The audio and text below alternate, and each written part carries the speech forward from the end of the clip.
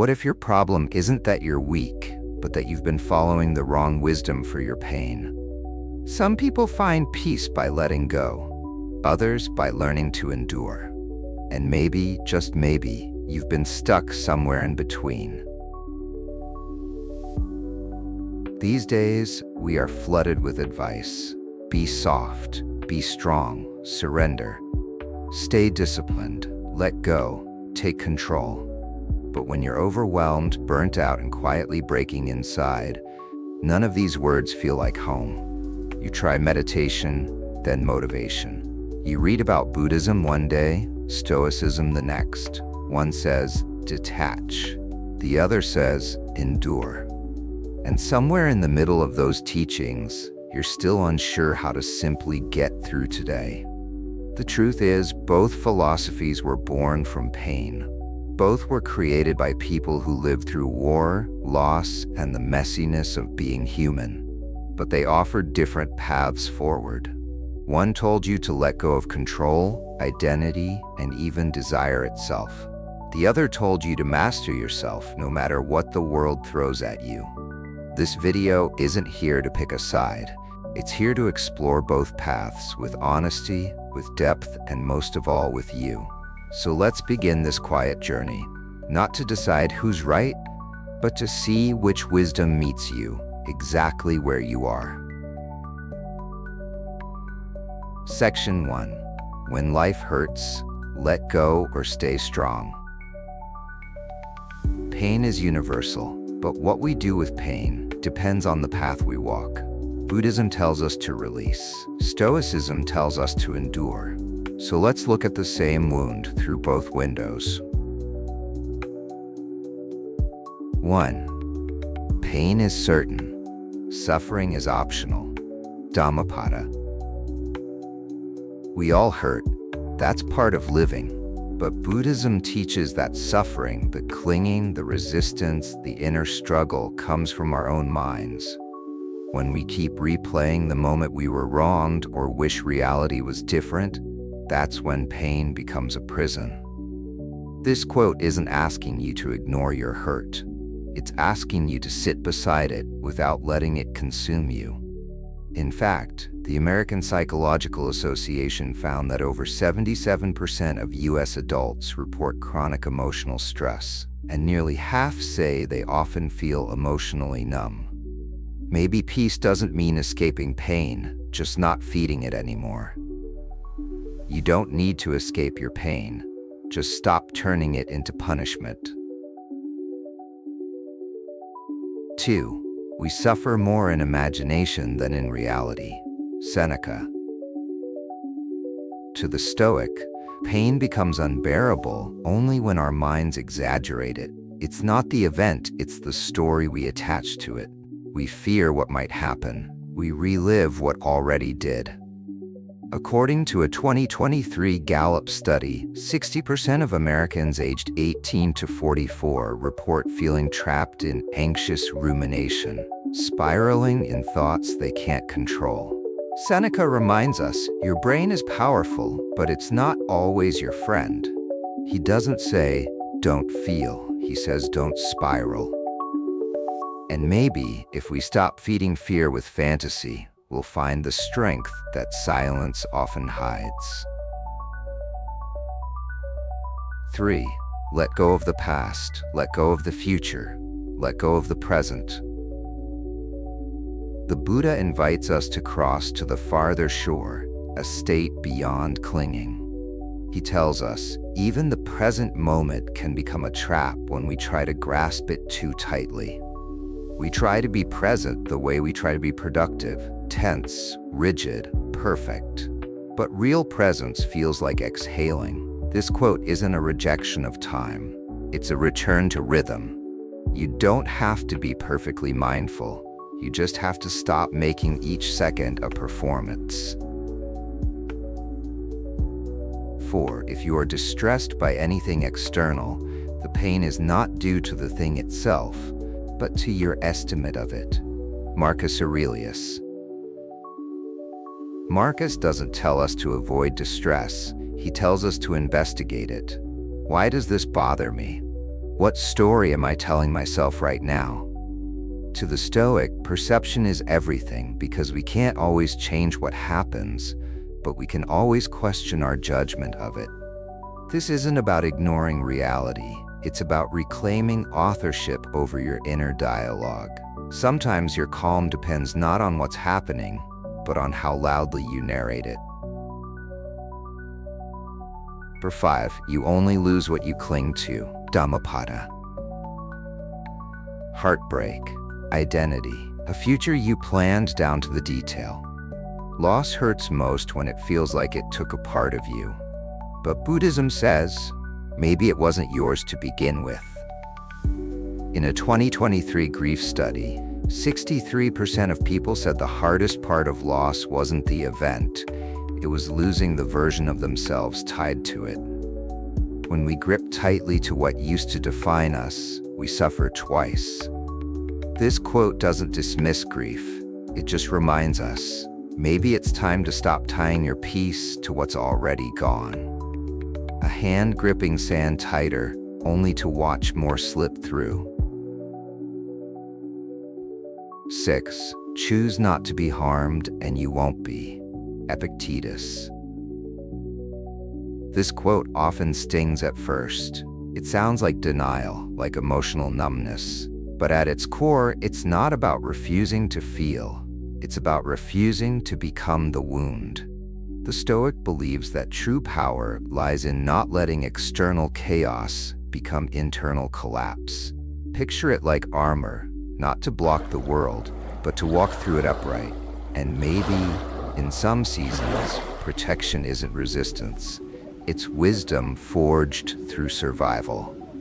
You don't need to feel nothing. You just don't have to fall apart. 2 traditions, 2 ways of holding. One says, loosen your grip and suffering dissolves. The other says, stand still and pain can't break you. Which path leads you back to peace? You've just heard 6 voices, 3 from the east, 3 from the west, each one trying to answer the same question. What do I do with the ache I carry? Buddhism says, let go, soften, release the weight you never had to hold. Stoicism says, stand tall, choose how it shapes you, master what's within. There is no one answer, but maybe there's a moment where one path whispers louder. That whisper might be all you need today. Section 2. The self. Master it or release it. We spend so much time trying to be someone, to succeed, to be seen, to be enough. But the question both Buddhism and Stoicism ask is deeper. Who are you beneath all that effort? One says, master your mind, and you master your life. The other says, let go of the self and you'll finally be free. So let's sit with both. It is a man's own mind, not his enemy, that lures him to destruction. Dhammapada. You could be alone in a quiet room, but still feel like you're under attack. Not from others, but from yourself. That voice in your head, it doesn't always speak truth. It replays mistakes. It whispers self-doubt. It loops regrets. The Buddha teaches, it's not the outside world that traps us, it's the mind, untrained. Neuroscience agrees. Studies from the University of Michigan show that self-critical thoughts activate the same brain regions as physical pain. You are not your thoughts. You are the one who notices them and learns to let them pass like clouds. 8. No man is free who is not master of himself. Epictetus. To the Stoic, freedom doesn't come from escape. It comes from discipline. When your emotions hijack your actions, you're not free. You're enslaved to impulse. This isn't about cold control. It's about becoming the kind of person who doesn't crumble under pressure. A 2022 McKinsey study found that over 70% of young professionals report emotional volatility at work, affecting decision-making and self-worth. Epictetus reminds us, if you can't govern your inner world, the outer world will govern you. And maybe mastery isn't rigidity, it's resilience. 9. Peace comes from within. Do not seek it without. Dhammapada. We chase peace like it's a destination, the next job, the next vacation, the next version of ourselves. But Buddhism says peace was never out there. It was always waiting behind the noise. This quote doesn't ask you to abandon goals. It asks you to stop outsourcing your worth to what's outside your control. You don't need a perfect life. You need a quiet place inside where life can't touch you. 10. You have power over your mind, not outside events. Realize this and you will find strength. Marcus Aurelius. Marcus echoes the same idea, but from a different angle. The world is chaos, markets crash, people disappoint, plans dissolve. But you still own one thing, your mind. The Stoic path isn't about denial, it's about distinction. What's mine to control, and what's not. In a 2023 study by the APA, people who practiced cognitive reframing reported 40% lower anxiety levels than those who didn't. It's not what happens, it's how you carry it. 11. He who envies others does not obtain peace of mind. Dhammapada. We scroll through highlight reels of other people's lives, compare our worst days to their best. But that's not admiration. That's envy pretending to be ambition. The Buddha says, comparison poisons peace, because the more you measure your life against others, the further you drift from your own center. Envy isn't a flaw. It's just a signal that you've forgotten to come home to yourself. 12. It is not events that disturb us, but our judgments about them. Epictetus. Think of the last thing that upset you. Was it really what happened, or what you believed it meant? Stoicism teaches, emotions aren't enemies, they're messengers. But when left unchecked, they turn into storms. This quote invites you to pause, to ask, what story am I telling myself right now? Because often, it's not reality that hurts us, it's the lens we forgot we were looking through. Let go of self or strengthen the self. Buddhism whispers, release the identity that makes you suffer. Stoicism declares, build the identity that can endure. Two visions of the self. One says, you are not your thoughts. Let them go like wind through trees. The other says, you are your choices. Shape them with care. Both paths demand awareness. Both paths ask you to return inward, not to escape, but to meet the person you've quietly become. So ask yourself, when you look in the mirror, are you ready to soften or to sharpen? Only you know what you need right now. Section 3. Living well, detachment or discipline. We've talked about pain, we've talked about the mind, but philosophy means nothing if it doesn't shape how we live. So how do we live well? Is it through detachment, letting go of what weighs us down, or discipline, choosing what we carry and how we carry it? Let's look at what both paths say. 13. Let a man avoid evil deeds as a man avoids poison. Dhammapada. The Buddha doesn't scream morality, he whispers clarity. This quote isn't about fear, it's about awareness. Some choices look harmless, even helpful. But when they come from greed, anger, or ego, they rot you slowly. A 2024 Harvard study found that people who acted against their values, even in small ways, reported increased anxiety and inner conflict for up to 72 hours. Detachment isn't passive, it's precision. You don't need to do more, just do less of what poisons your peace. 14. Waste no more time arguing what a good man should be. B1. Marcus Aurelius. The Stoic doesn't wait, he acts. This quote isn't loud, it's surgical. Stop theorizing, stop seeking approval. Be who you claim to admire. In a world drowning in noise and branding, the Stoic path is quiet consistency. No announcement, just alignment. Maybe living well isn't about perfection. It's about getting up each day and choosing character over comfort. 15. Happiness is not having a lot, it is giving a lot. Buddhist teaching. The world teaches us to accumulate. Buddhism teaches us to offer. You don't need more to feel full, you just need to feel connected. This quote reframes happiness not as a destination, but a direction. From self toward others. In a 2023 study from Stanford, participants who did one small act of kindness daily for 2 weeks reported a 23% boost in mood and energy, outperforming gratitude journaling and meditation.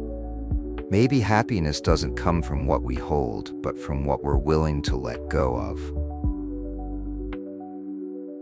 16. He who is not a good servant will not be a good master. Zeno of Citium. This Stoic truth cuts deep. Before you lead, you serve. Before you command others, you master yourself. This isn't about submission, it's about structure, humility, practice. Even Marcus Aurelius was trained to obey before he ruled. Maybe that's what modern life is missing. The quiet disciplines that come before the loud freedoms. To live well, learn to listen, even to yourself. Your work is to discover your world and then with all your heart give yourself to it, the Buddha. This is Buddhism at its boldest. It doesn't ask you to withdraw from life. It asks you to engage with it fully, but only after you've truly seen it. The Buddha reminds us, life isn't about grinding blindly, it's about awakened devotion. Not hustle, but wholeheartedness. Not ambition, but alignment. What if the problem isn't that you don't care enough? What if it's that you've been giving your best to what isn't really yours? 18. A man's worth is no greater than the worth of his ambitions. Marcus Aurelius. Marcus doesn't criticize desire, he refines it. The question isn't, do you want something? It's, is what you want worthy of you? A 2023 McKinsey survey on burnout showed that over 68% of young professionals felt empty even after achieving their goals because the goals weren't deeply theirs. Stoicism doesn't kill ambition, it elevates it. To live well is to want wisely, to chase what doesn't just feed your ego but grows your soul. Buddhism says, detach from what doesn't serve. Stoicism says, devote to what truly matters. So ask yourself, are you rushing or aligning? We all want to live well, to feel steady, to feel right, and both paths, east and west, offer you a compass. Buddhism says, peace comes when you stop carrying what was never yours. Stoicism says, strength comes when you carry what truly is. Both lead inward. Both require honesty. Only one question remains. Are you choosing your life or just surviving it? No one teaches us how to live between opposites, how to be still without giving up, how to let go without disappearing, how to be strong without hardening. We're told, choose a path, pick a side, be this or that. But maybe real wisdom doesn't ask for sides. Maybe it asks for moments. Moments where you release what hurts. Moments where you rise through what hurts. Moments where you don't have to explain which philosophy you follow, because you're already living it in the way you breathe through this life quietly, courageously, and truly. You didn't just hear quotes today. You walked through two entire worlds. You met the Buddha in silence, surrender, and softness. You met Marcus in resilience, reflection, and radical clarity. And most importantly, you met yourself in every pause that felt like coming home. This isn't a debate, it's a dialogue, not to decide who was right, but to help you recognize what feels right for you. So whether you choose to let go or hold on or both, may it be your choice, made not from fear, but from wisdom that feels like your own. If even one quote felt like it met you where you are, I hope you'll stay with us. Subscribe, not for the numbers, but for more spaces like this. Leave a thought, not to be heard, but to help someone else feel less alone. Turn on the bell, not for the algorithm, but for the version of you that quietly needs reminders like this. Until next time, stay soft, stay thoughtful, and stay close to what feels true.